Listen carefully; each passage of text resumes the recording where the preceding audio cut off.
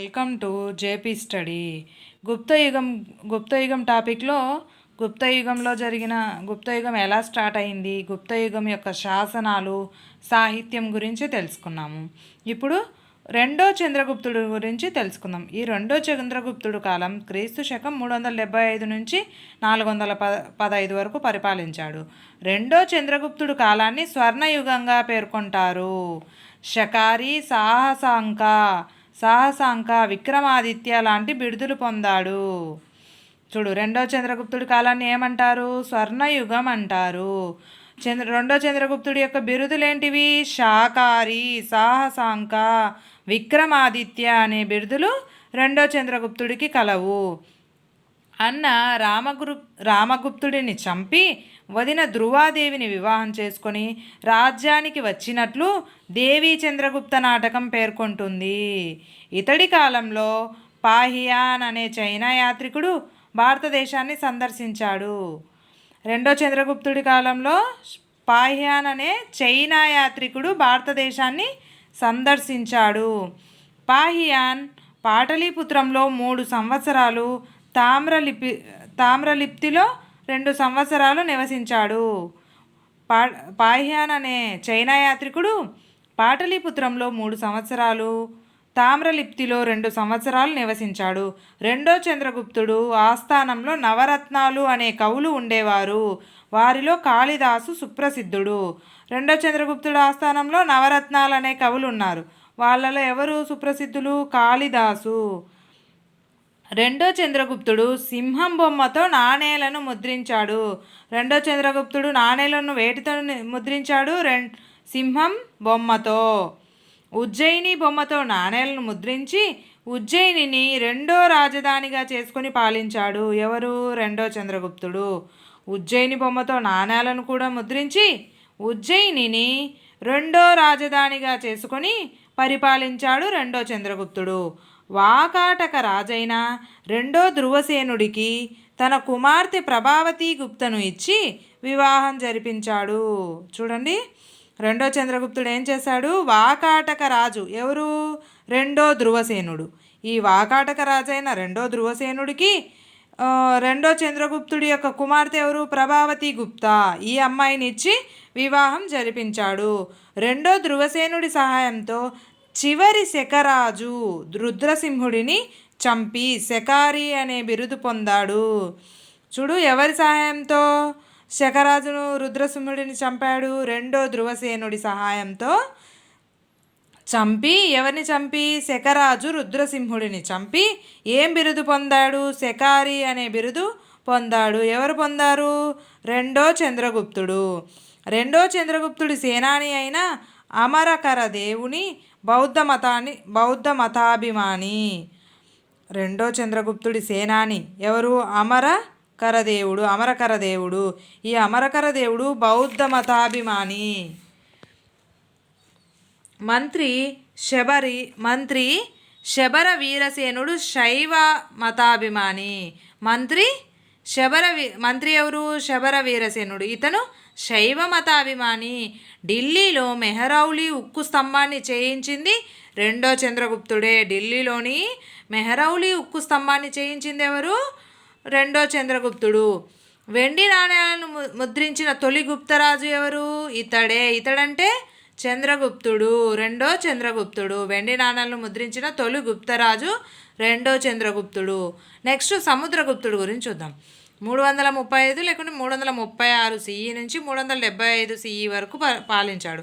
గుప్త రాజ్యాన్ని చంద్రగుప్త వన్ కుమారుడు మరియు వారసుడైన సముద్రగుప్తుడు భారీగా విస్తరించాడు.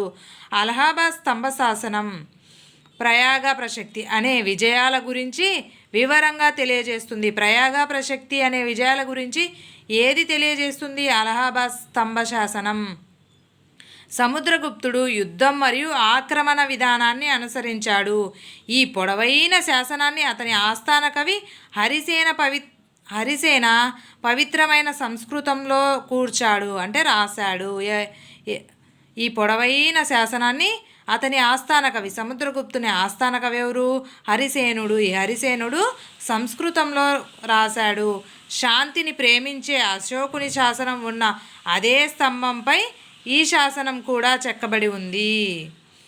భారత ఉపఖండంలో ఎక్కువ భాగం ప్రత్యక్షంగా లేదా పరోక్షంగా తన ఆధీనంలో ఉంది అని సముద్రగుప్తుడు కాలంలో ఉంది. ఉత్తరాన నేపాల్ నుంచి మరియు పంజాబ్లోని రాజ్యాల నుండి ఆగ్నేయంలోని కాంచీపురం వద్ద ఉన్న పల్లవ రాజ్యం వరకు భారతదేశ చరిత్రలో అత్యంత సమర్థులైన యుద్ధ నాయకులలో సముద్రగుప్తుడు ఒకడని చరిత్రకారుడు విఎస్ స్మిత్ భావించాడు. సముద్రగుప్తుణ్ణి భారతదేశపు నెపోలియన్ అని పాశ్చాత్య చరిత్రకారులు వర్ణించారు. పాశ్చాత్య చరిత్రకారులు సముద్రగుప్తుని ఏమని వర్ణించారు? భారతదేశపు నెపోలియన్. రాజ్యాధికారం చేపట్టగానే సముద్రగుప్తుడు పొరుగు రాజ్యాలైన అచ్యుత, నాగసేనులను జయించాడు. తర్వాత దక్షిణ దండయాత్రలకు వెళ్ళాడు. ఇప్పటి మధ్యప్రదేశ్, ఒడిస్సా తీరాంధ్రాన్ని జయించాడు. అప్పట్లో కళింగ, వేంగి, వేల్లూరు రాజ్యాలు. అక్కడి రాజులను సామంతులుగా చేసుకొని రాజ్యాన్ని పరిపాలించాడు. పశ్చిమ దేశాంతరాలలోని శక, కుషాణ రాజులు కూడా సముద్రగుప్తుని సార్వభౌమత్వాన్ని అంగీకరించారు. పశ్చిమ దేశాంతరాల్లో ఉన్న శక, కుషాణ రాజులు కూడా సముద్రగుప్తుని సార్వభౌమాధికారాన్ని అంగీకరించారు. చివరి గుప్త చక్రవర్తుల గురించి చూద్దాం. మొదటి కుమారగుప్తుడు నలంద విశ్వవిద్యాలయాన్ని నిర్మించాడు. నలంద విశ్వవిద్యాలయాన్ని ఎవరు నిర్మించాడు? మొదటి కుమారగుప్తుడు కాలంలోనే యువరాజైన స్కందగుప్తుడు హునుల దండయాత్రలను తిప్పికొట్టాడు. హునుల దండయాత్రలను ఎవరు తిప్పికొట్టాడు? మొదటి కుమారగుప్తుడి కుమారుడు ఎవరు? స్కందగుప్తుడు. కానీ స్కందగుప్తుడు రాజైన తర్వాత హుణాలు గుప్తరాజ్యంపై నిరంతరం దాడులు చేయడం వల్ల కోశాగారం ఖాళీ అయ్యింది. ఇతడు హుణుల చేతిలో పరాజయం పాలయ్యాడు. అనంతరం పురుగుప్తుడు, రెండో కుమారగుప్తుడు, బుధగుప్తుడు లాంటి రాజులు పాలించారు. వీరి అనంతరం పురగుప్తుడు, రెండో కుమారగుప్తుడు, బుధగుప్తుడు లాంటి రాజులు పాలించారు. చివరికి విష్ణుగుప్తుడితో గుప్తవంశం అంతమైంది. గుప్తవంశం ఎవరితో అంతమైంది? విష్ణుగుప్తుడితో. పాలనా విశేషాలు.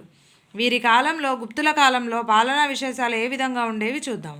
గుప్తులు తమ సామ్రాజ్యాన్ని భుక్తులు, విషయాలు, గ్రామాలుగా విభజించారు.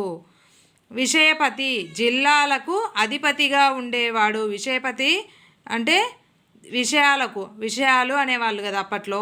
జిల్లాలకు అధిపతిగా ఉండేవారిని ఏమంటారు? విషయపతి.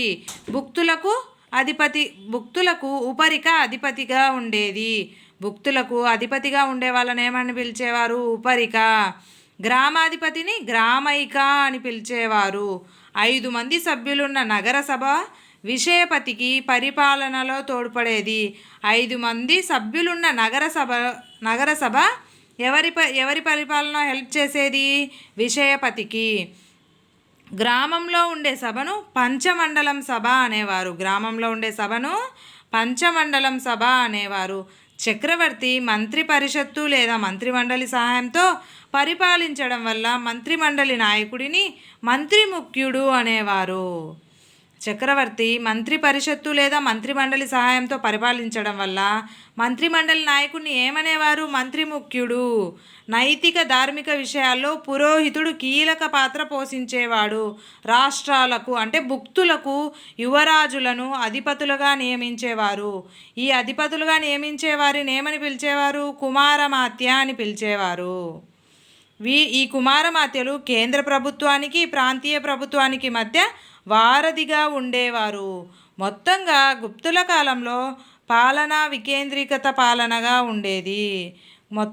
గుప్తుల కాలంలో పాలన ఏ విధంగా ఉండేది? వికేంద్రీకృత పాలనగా ఉండేది. Thank you for watching. Please like, share, subscribe. మిగతా విషయాలు నెక్స్ట్ వీడియోలో చూద్దాం.